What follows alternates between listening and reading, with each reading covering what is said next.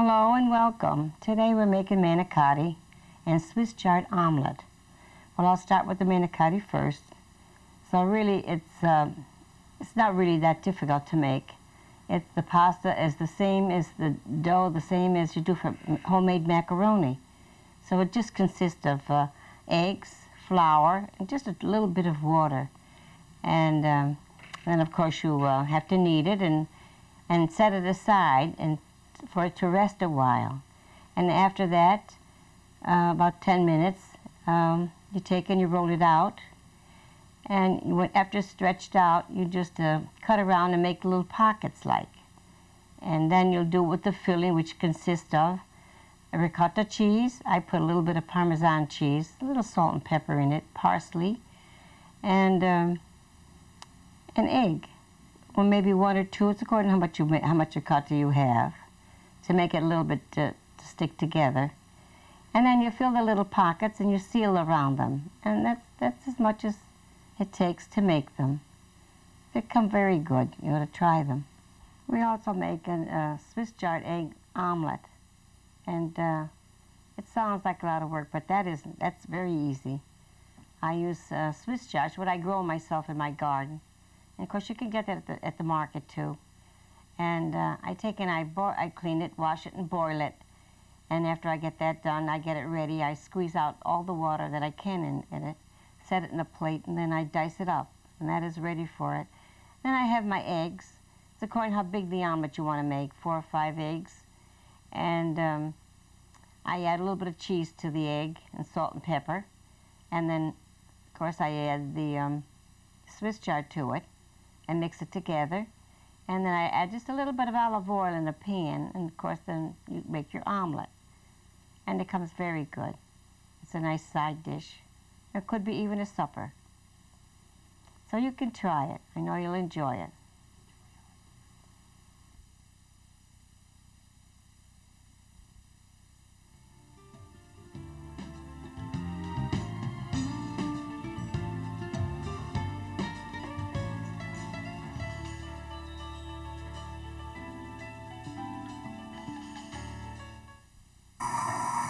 Together, all together.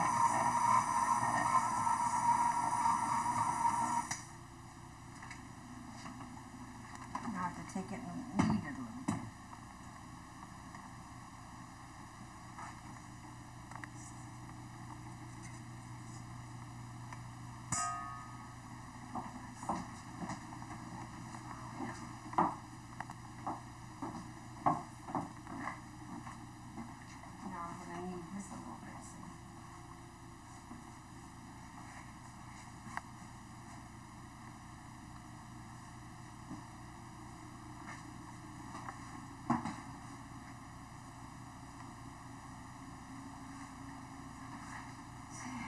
See, the dough has to be soft and pliable.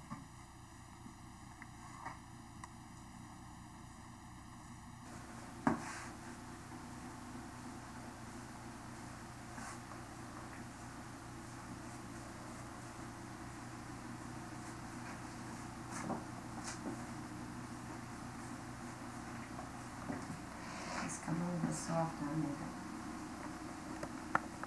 I'd rather have it soft and hard.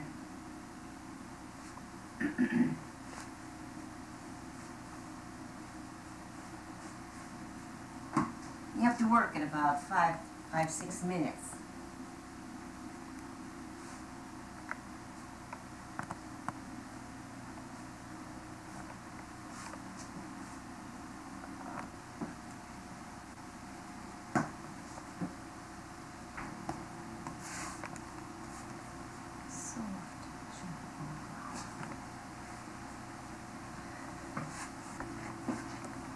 It's very good. Need all that pasta.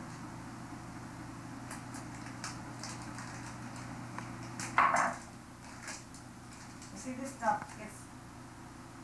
gets expensive. You know what I'm saying?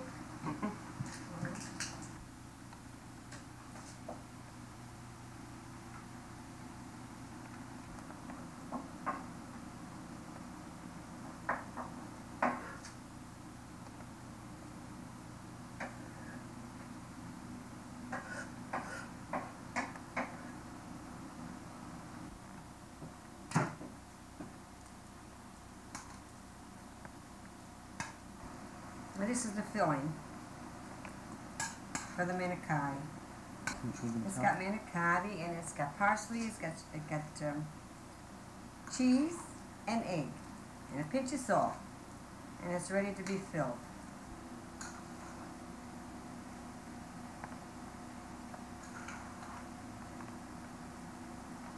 This has to wait now. Okay. Now this I rolled 7 times. 8 times a And cup. one more time, and I put it to dry a little bit, and then I do it again.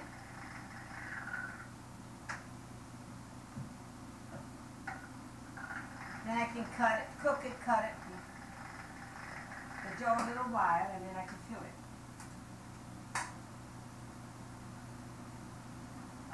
This is the last one.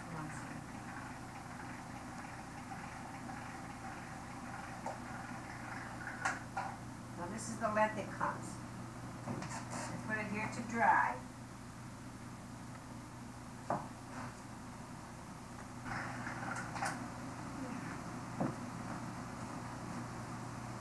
That's it.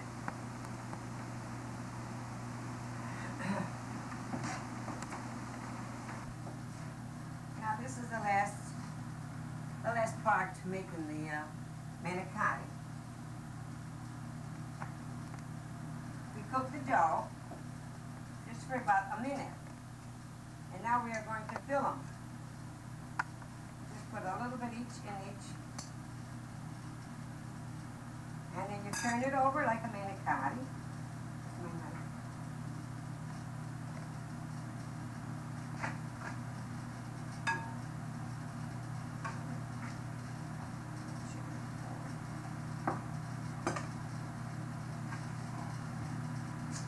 Then the pin. Good. It's the places you can pick them up.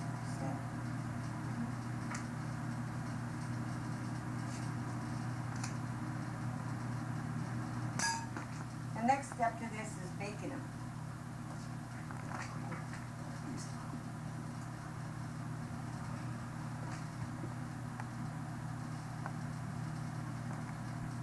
And you take them, and I folded it over. So then you place it in the pan. You place the bottom down, the fold down.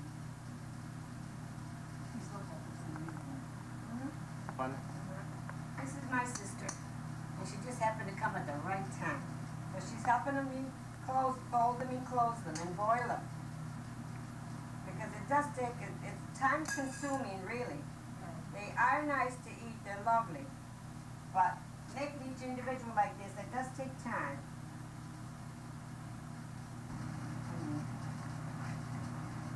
You're going to cook the macaroni over there? No, I'm going to cut it for today. I don't have any. No. So, I'm going to be doing this just like this. You're on, Graham. Say something. These are getting ready for the oven. It's going to be your supper for tonight.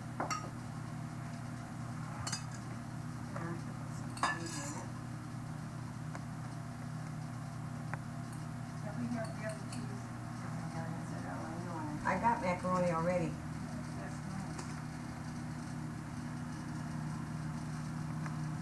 Speak. Now this is just ready for the oven. This is it.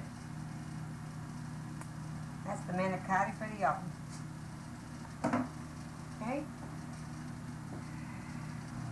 We got the water up. Now, as soon as the water boils, then you put your macaroni in. What? Pasta in. Then you have it boil. After when it comes to a boil again, it's all cooking. You drain it in the For a sink minute. and calendar. For a minute. That's it.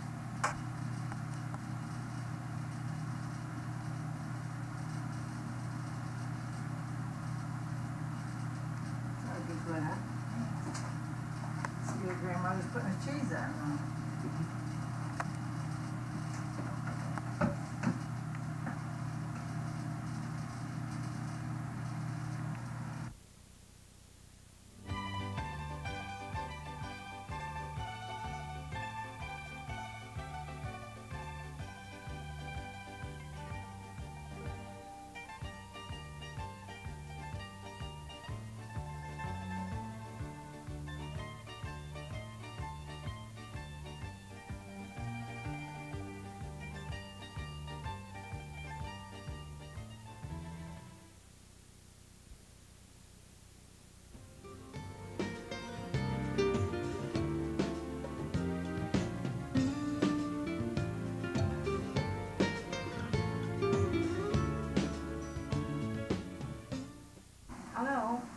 going to make the omelet now.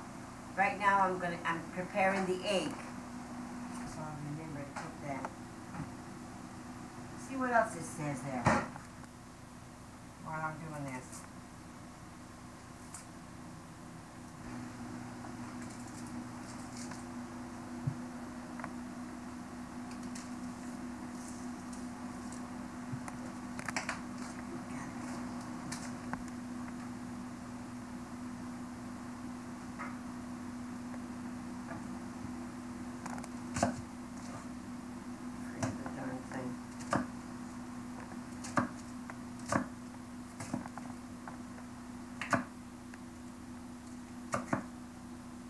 Cooking the onions until they saute them until they're a little bit soft.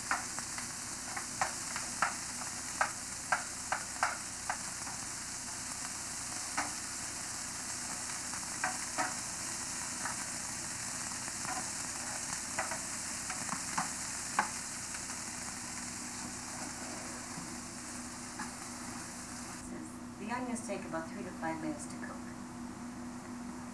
I'm going to butter this dish. The brush is over there.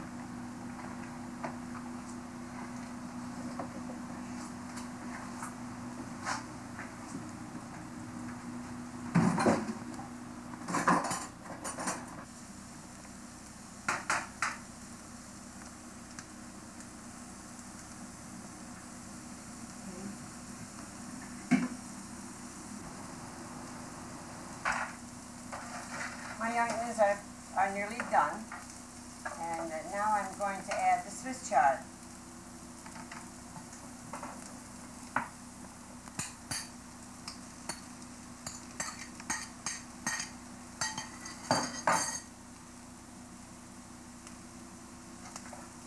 Let this cook 2 to 3 more minutes.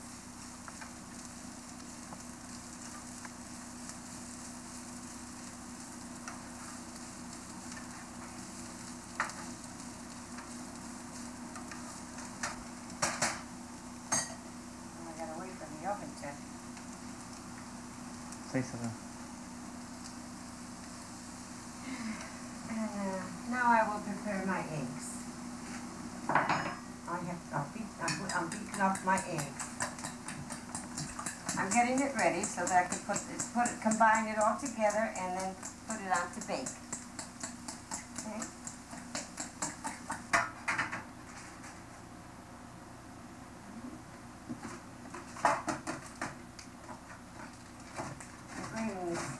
To put on the top of the omelet.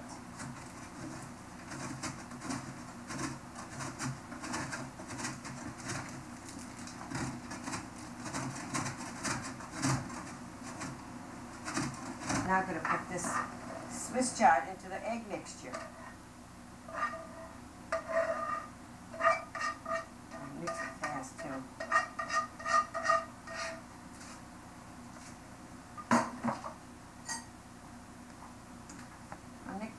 This is all the mixture. Then I put it in this dish to bake. Okay?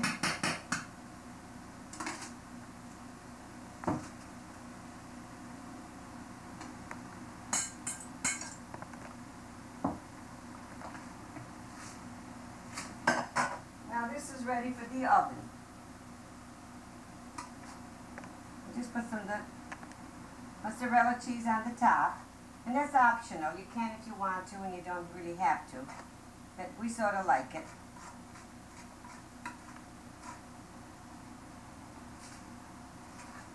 I'm supposed to put that in the frying pan.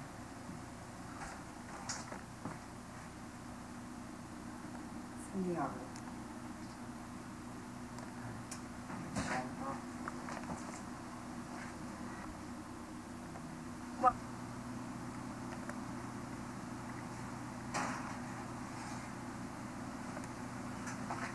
This is the omelet. This is the omelet, all ready to eat.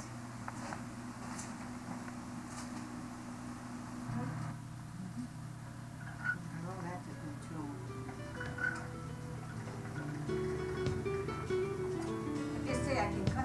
I got the picture when we were gonna have it built.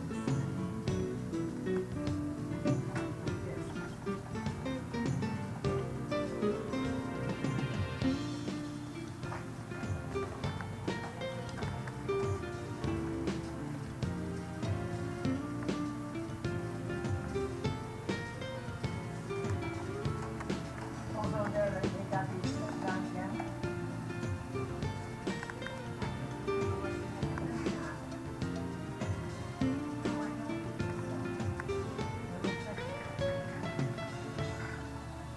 Yeah, how much they stretched out. That's one in there. What? I said, don't leave it there. No, I'm gonna put it back because they have to, really dry. Wet. That is wet. That's the one that we cooked and we didn't leave it. Use it. When they come out outside, I can bring them over there and bring some of the ones that got grinds. But I gotta bring them. We hope that you have enjoyed this broadcast today. For any further questions or comments, you can email us. Our address will be on the screen in a short while. But first, I'd like to point out that my grandmother, Emma Montanari, wants to bring out the best enjoyments in her homemade Italian-style cooking. You know, I think today we should bring back the old homemade style cooking from our past ancestors and in the past generations in our families. You know, in America today, we're cooking healthy these years. But still, if we look back at our family about 100 years ago, they weren't going to McDonald's, eating fast foods. No, there's nothing wrong with that. You know, point me out once in a while. There's nothing wrong with that, going to the fast foods once in a while. But point out this. They were working with soil, seeds, and water. And this was something healthy. And not to say they were not cooking healthy today, but, you know, this is one reason why back then they did a lot of work, because that's all they had. And, you know, together, my grandmother would tell me many times before that, you know, cooking together with the family, and they were close in the small village that she grew up in, upstate New York. And there was a little village in upstate New York called Waterford. And she learned a lot in it. And, you know, I learned a lot watching my grandmother cook. And, you know, even though I'm trying to cook on my own today, I can't, because she's over my shoulder, you know, watching, make sure I put the right ingredients in the food, you know. But she's a wonderful part of my family. And I learned a lot, you know, watching her cook and her tell me stories of the past. And to tell you today, I experience an example of my family's heritage. And if you have some recipes, you know, in your home, dig them up, you know, and learn from them, you know, and try it out. Cook that recipe, you know, and take the initiative. And just remember that, you know, back then, their homemade cooking, our families, they really are really a tradition. And it's healthy. And hey, it's really a good experience. Again, we have a website that you can contact, well, you can rather visit. And we have, of course, email address. You can contact us for any questions that pertain to this topic. But again, I just want to let you know that cooking, you know, the old homemade style cooking, you know, you learn a lot. And talking to, you know, experienced people in the areas of cooking, and it's really an insight. And I learned a lot watching my grandmother cook, and I hope you did too today. And my Aunt Pauline Campoli that came in once in a while throughout the broadcasts today and previous shows, you know, she's another wonderful, nice person, you know, in my family. And you know, she taught a lot of things that my grandmother didn't even know. You know that older lady that walks around the kitchen cooking there, my grandmother. one time she didn't know what to cook, right? So everybody, has to learn from somewhere. And but that's one thing that we can laugh about, is that families are that way. We learn from each one another, and that's what should take place. Learn from one another. And again, God bless you real good. Thank you for tuning in. Wonderful. It's wonderful to be able to come into your homes and share with you some of the importance of the traditions in my family. And I've grown up in Italian cooking, and it's wonderful. It's delicious, and I hope you try some too sometime. And maybe your family, your own heritage. Dig some of those recipes up and take the experience and the initiative to taste some good homemade style cooking that they used to have back then. And that's all they really had. And asked my grandma, I said, "What'd you have Monday through Friday?" She told me pasta. Pasta. Her mom used to make pasta every single day. Imagine that. I mean, I can imagine having pasta every single day, but you take it that back then that's really all they had. And they made it through, but we got to be grateful, because that is another thing, because that is something that we need to cherish between our families and friends and people we live with every day. We have to be thankful for our friendships and for each one another. And thank you, and God bless you.